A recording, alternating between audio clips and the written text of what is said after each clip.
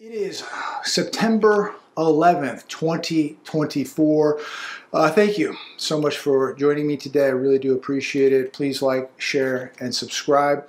I want to start out today by acknowledging and giving my respects to all those families, all those firemen, policemen, back at that tragic day of 9/11. So many lives were lost. Just a historic event, a tragedy. There's so much we could talk about what happened that day that obviously we really couldn't talk about here. But my heart goes out to the families, all the emergency workers. I'll never forget that day, and just so much to that event that nobody's really talking about. It's unfortunate that we really can't talk about it, but God bless all those people. God bless the people out there, the families that lost loved ones. Just a horrible, horrible event. But I wanted to acknowledge that and pay my respects to everybody that lost somebody and all the hard work from the emergency workers that were there. Many of them have passed away. Some are still alive, obviously. But just a tragic event. And let's pray to God that nothing like that ever happens again. But as you know, we see what's happening in the world and the warnings that we're getting, it is very, very probable that we're going to see some very crazy events unfold here in America. I want to start today's video with a quote from Ernest Hemingway. "The first panacea for a mismanaged nation is inflation of the currency. The second is war. Both bring temporary prosperity. Both bring permanent ruin. But both are the refuge of political and economic opportunists." Wow. It says a lot about where we're at today and what's happening. I wanted to share that with all of you. Let me know your thoughts on that. First article today from CNBC. Consumer prices rose 0.2% in August as annual inflation rate hits lowest since early 2021. I got to say this, as we got the news today, the invisible hand is alive and well. The invisible hand was moving markets today. We were down. Dow Jones was down around 750 points this morning. The Dow Jones closed up 125 points at the end of the day. That is roughly a 900-point turnaround. NASDAQ, I saw it down around 200 points earlier today. I don't know officially how low it was, but it closed up 370 points, a 600-point turnaround. The invisible hand, ladies and gentlemen, just pulling the strings, pulling the numbers today. Somebody explain to me how this is even possible. A 900-point swing on the news today that basically wasn't good news for the markets, because the Fed is not going to be able to cut rates 50 basis points. It will be 25 basis points. And so the market realized that, but somehow it took the bad news and all of a sudden it was good news. It's amazing how these magic tricks continue to happen. Core inflation comes in hotter than expected as shelter costs unexpectedly rise. So core inflation rose 0.3% month over month. CPI, we're at 2.5%. Core CPI is at 3.2%. CPI dropped from 2.9% to 2.5%. No 50 basis point rate cut, in my opinion. Let me know your thoughts on this. But let me know your thoughts on this market volatility where we're seeing a 900-point swing today. What was it based on? Why did it happen? What was the news that turned everything around? Somebody please let me know. Fox Business, dollar stores getting crushed sends ominous signal about U.S. economy. Consumers are tapped out, expert warns.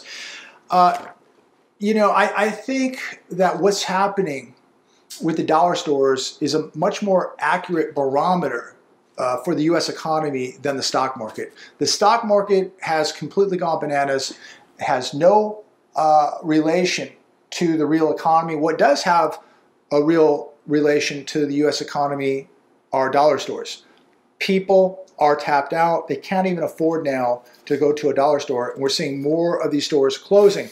Some more news today, and some of this might be a couple days old. Samsung laying off thousands in global cuts despite AI chip boom.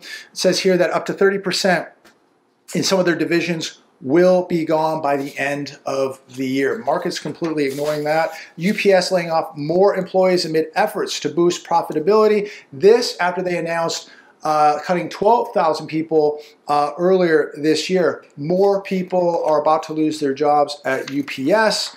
Sonic drive-thru, the burger joint, permanently closes Towson and Lutherville restaurants. We have one about 5 minutes from the house. Drove by there the other night, and there was one car in the entire place. And I've driven by there multiple times, and I don't really ever see more than 2 or 3 cars. So the one over here, which is in Indio, I think that's Indio, or Bermuda Dunes, right at the border there. I think it's on borrowed time. So we're going to continue to see more of these restaurants closing. Big Lots closing West Columbus Distribution Center. 400 people will be without a job. Restaurant chain BurgerFi files for Chapter 11 bankruptcy. They have $50 to $75 million in assets. Their total debt is between 100 to 500 million. More bankruptcies are coming, ladies and gentlemen. I think that I've never been to a BurgerFi. I don't think we have any in Southern California. Maybe we do. I'm not aware of it, but I think it's a higher end burger joint. So your burger, fries, and a Coke, you're probably looking at $20+. People don't have it. People can barely afford to go to McDonald's at this point. So we're going to see more, unfortunately, more restaurants. Labor costs, inflation, the food costs, insurance, all that. Interesting. Enrique called me yesterday. He drove by a McDonald's right over here in La Quinta, 10 minutes from the house. And he said they had a big banner up that their dining room is closed, that drive-through is open, that's it. So what we're seeing apparently is they're going to be cutting more labor, shutting down the dining rooms, and you can just go through the drive-through. So think about the money they could save just shutting down the dining room and just having people go through the drive-through. They could probably cut half their employees by doing that, and they're going to probably be forced to do that because it's just, especially here in California. I mean, some of these joints are paying $24, $25 just to flip burgers or to work at Panda Express. $24, $25. So this might have sounded like a great idea, giving people all this money for these fast food restaurants and these hospitality type jobs. It's going to land up to be a disaster. People are getting their hours slashed. They're losing jobs. Restaurants are closing. It's not going to work out. 1 in 5 student loan borrowers avoid making payments. This on The Hedge today. 27% of these people have a household debt of less than $50,000. They have no savings. They're living, or they're working a very low wage job. They're working part time, and so they can't even pay this back with a degree. They got a degree and they have a household income less than $50,000 a year. What a waste of money that a majority of these degrees are now. And these people are going to be in debt for a very, very long time. Interest occurring. Another disaster. People are so in the hole. I don't know how they're going to get out with the amount of credit card debt, auto debt, student loan debt, mortgage debt. People are just absolute debt slaves at this point. Another one from The Hedge. Shocking new survey exposes reality that only 23% of independents think the economy is on the right track. I watched the debate last night. I won't go too far into it. I was somewhat disappointed. Didn't really, I was expecting a better debate actually on both sides. One side was extremely rehearsed. The other side just seemed a little tired. So let me know your thoughts on the debate. Who did you think won? Who lost? I don't really think anybody really won here. I just thought that it was just very low energy stuff that we already know. Harris, unfortunately, didn't really have a plan for anything. And, Mr. T, he just, to me, honestly, personally, just seemed like he was defending himself the whole night. But let me know your thoughts on that. But I will be voting on the economy. Let me know what you're voting on. What are the big topics for you? I think economy is number one. And I think crime is right up there, and we can go down the line. But I think the economy and crime are two of the big topics, and wasn't really like they didn't really, the moderators didn't really push the questions and really hold anybody accountable last night. Now here's a big problem. BRICS confirms 159 participants will adopt new global payment system isolating the US dollar. You right now are witnessing the de-dollarization of the world economy, and this is happening while 21 plus million people watch football games and have no idea what is going on. It is unfortunate, but we have so many zombies in America who would rather watch adult men throwing a football around, paying lots of money to do this, while their pensions are being robbed, their Social Security is being robbed, their dollar is being destroyed. And these are the people that are going to wake up one day and they're going to go, what happened? And they have absolutely no preparations. They have nothing put away.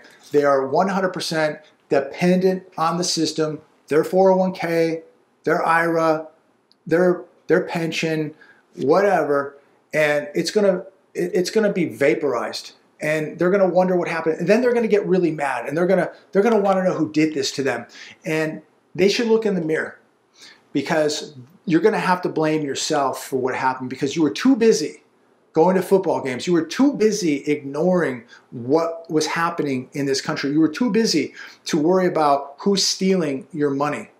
You're too busy to worry about what's going to happen to your kids' future. And people are going to get what they deserve, unfortunately. And this is really, really sad, because this all could have been prevented. But people, it's amazing how zombified they are when it comes to sports. The country is burning. They're stealing your money. And yet, you'll pay whatever you have to pay to go to a Taylor Swift concert or a football game. Absolutely unbelievable, in my opinion. Americans have more than $32 trillion in home equity, a record high. So maybe that's why people can go to football games, because they have this false sense of security that everything's okay because their home price went up. Their $300,000 house now is $500,000, so life is good. These people obviously either forgot about 2008 or they were too young, because in 2008, you could not believe how fast equity in homes disappeared. Very, very quickly.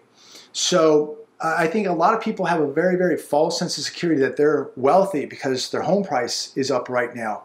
But what happens when it isn't up? What happens when the equity begins to disappear, when home prices go down? And there may be people out there laughing that, oh, home prices will never go down. That's what they said back in 2008. They've said it many times before 2008. It's called cycles. Everything goes down. Bubbles all burst, ladies and gentlemen. And with what we're watching, the volatility on the stock market, with what we're witnessing, with the massive amount of bankruptcies, the massive amount of layoffs, the massive amount of businesses closing, the commercial real estate apocalypse, home sales at a record low, inflation still very, very high, and you can't even believe the numbers. We know inflation is much higher than we're being told. It's at a record number at this point. Go to the grocery store. Go get your car repaired. Go pay your 23, 25, 30% interest on your credit card. We all know that it's much higher than we're being told. So I think people have a very, very false sense of security, and they have not gone back and looked at history, or they've forgotten about it.